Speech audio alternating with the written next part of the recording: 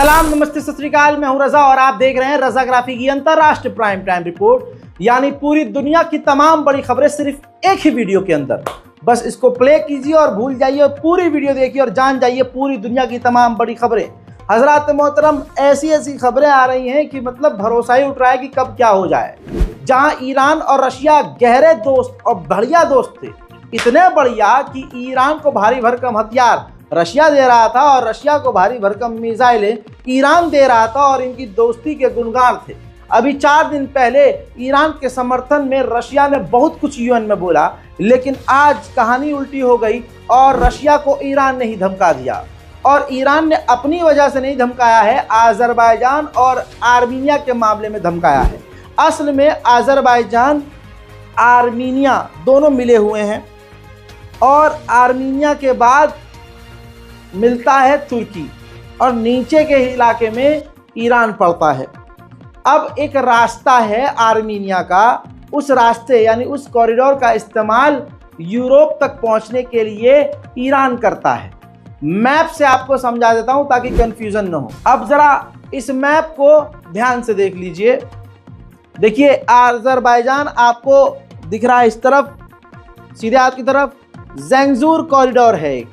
तो ज़ेंगज़ूर corridor Armenia का हिस्सा है। तो अज़रबैजान कहता है कि ये ज़ेंगज़ूर कॉरिडोर हमारा हिस्सा है, यानी नीचे का पूरा ये इलाका अज़रबैजान कहता है हमारा है। और अगर अज़रबैजान को ये इलाका मिल जाता है तो नीचे देखिए ईरान है, तो ईरान और आर्मीनिया के बीच में अज़रबैजान आ जाएगा और इसके ही रास्ते, ज़ेंगज़ूर के रास्ते ईरान ऊपर की तरफ यानी यूरोप की तरफ जाता है। तो आप समझ लीजिए कि अज़रबैजान को अगर ज़ेंगज़ूर कॉरिडोर मिल गया तो इसमें सीधा नुकसान ईरान का है और आर्मीनिया से ईरान कट जाएगा। और आर्मीनिया और ईरान बहुत करीबी देश हैं, दोस्त हैं, और आर्मीनिया पूरी तरह से ईरान को अपना ये रास्ता इस्तेमाल करने देता है।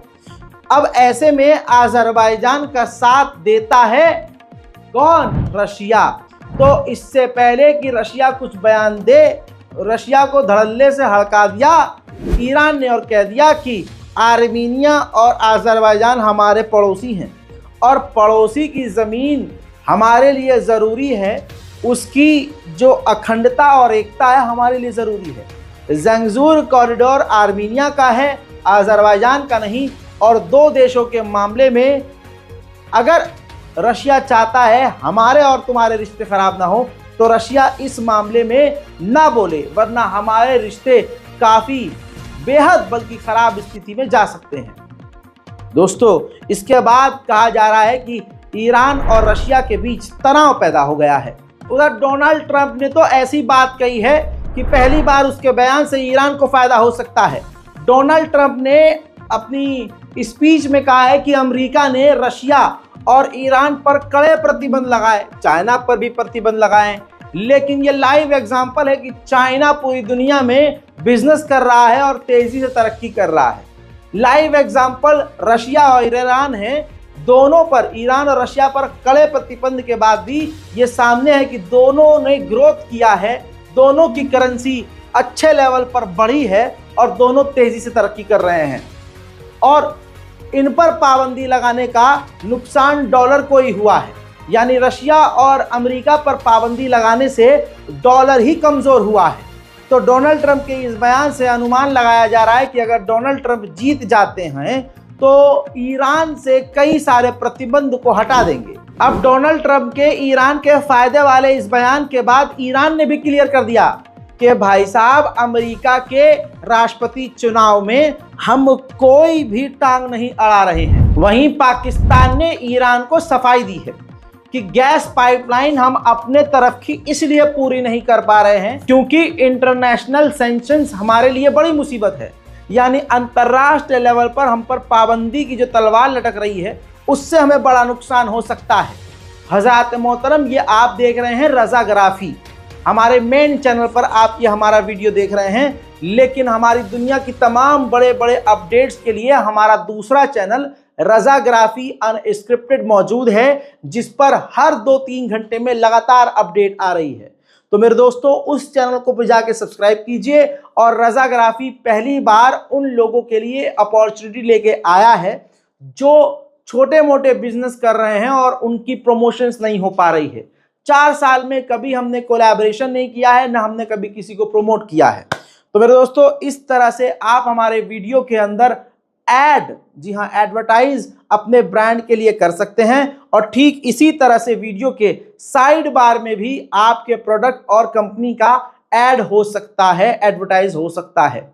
लिहाजा आपके लिए पोर्टल खुला हुआ है, इसी पट्टी पर आप देख सकते हैं। नीचे हमारा razagraphybusiness@gmail.com इंक्वायरी का ईमेल है। बता दूं भाई साहब, फ्री में सब कुछ नहीं मिलता है, पेड सर्विस है। आप जाइए हमारी टीम से ईमेल पर बात कीजिए।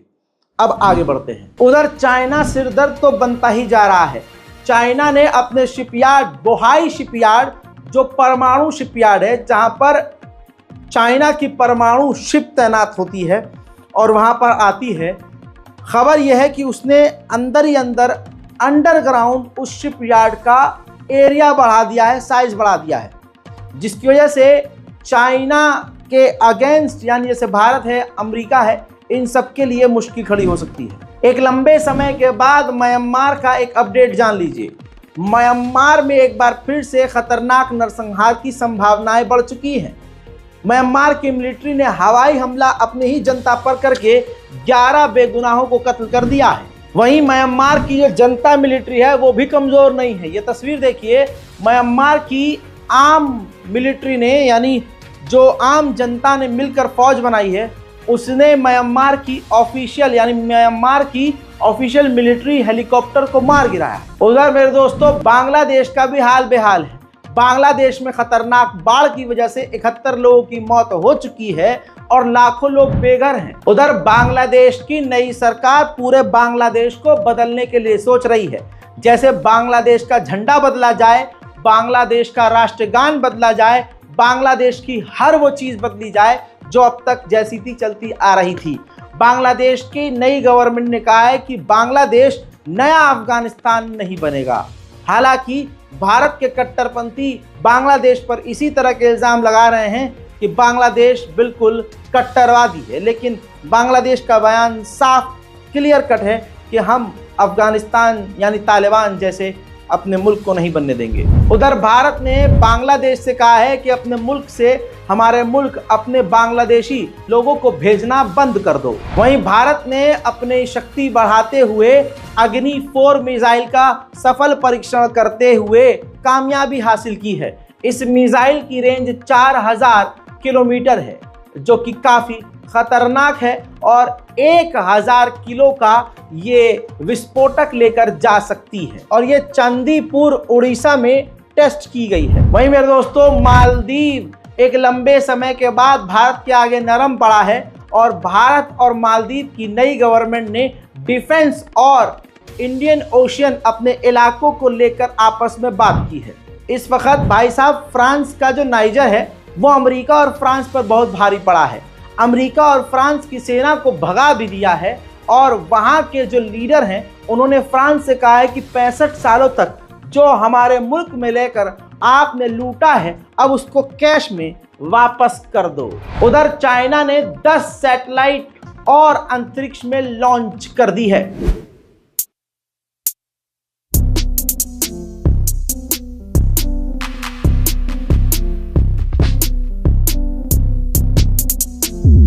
उधर किर्गिस्तान तालिबान पर मेहरबान हो गया है। किर्गिस्तान की सरकार ने अपने टेररिस्ट लिस्ट में से तालिबान को निकाल दिया है। याद होगा मैंने बताया था कि जर्मनी ने दर्जनों, कम से कम 25 से 30 अफगानियों को अफगानिस्तान डिपोर्ट कर दिया है, ये कहते हुए कि इन्होंने यहाँ पर क्राइम किए हैं। अब बजाय तालिबान उन पर कार्रवाई करता, तालिबान की गवर्नमेंट ने उन सबको रिहा कर दिया है। उधर आज़रबाईजान के राष्ट्रपति इल्हाम अलीयव ने कहा है कि आर्मीनिया से पीस डील लगभग 80% हो गई है, 20% कुछ मुद्दों पर बातचीत अभी चल रही है। उधर चाइना ने कानून में बदलाव कर दिया है और इस कानून के तहत अब कोई भी विदेशी व्यक्ति चाइनीज बच्चों को गोद नहीं ले सकता। उधर जापान ने चीन के खिलाफ अपना खजाना खोल दिया है। $58 बिलियन खर्चा करेगा अपनी एयरफोर्स को मजबूत करने के लिए, स्टील्थ विमान लेने के लिए, खतरनाक मिसाइल, रॉकेट और एयर डिफेंस लेने और बनाने के लिए। मेरे दोस्तों, एक पाकिस्तानी कैनेडियन, जिस पाकिस्तानी के पास कनाडा की नागरिकता थी, वो अमेरिका में मौजूद था, घूमने फिरने के बहाने से गया होगा। न्यूयॉर्क पुलिस ने उसको गिरफ्तार कर लिया। इल्जाम यह है कि वो पाकिस्तानी कैनेडियन अमेरिका के न्यूयॉर्क में यहूदियों पर हमला करने की प्लानिंग कर रहा था। वहीं यूरोपीय यूनियन ने इमरजेंसी फंडिंग करते हुए $136 मिलियन फिलिस्तीन अथॉरिटी के लिए अप्रूव कर दिया है। गाजा के अंदर हालात बेकार हैं। खान यूनिस का इलाका टेंट सिटी बन चुका है। الجلال والجمال والسناء والبهاء في ربا والحياة والنجاة والهنا। अंतरराष्ट्रीय प्राइम टाइम रिपोर्ट में आज और अभी के लिए इतना ही।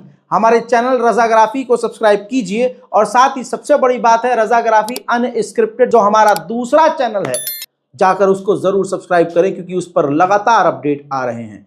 मैं हूं रज़ा और आप देख रहे थे रज़ाग्राफी। जय हिंद।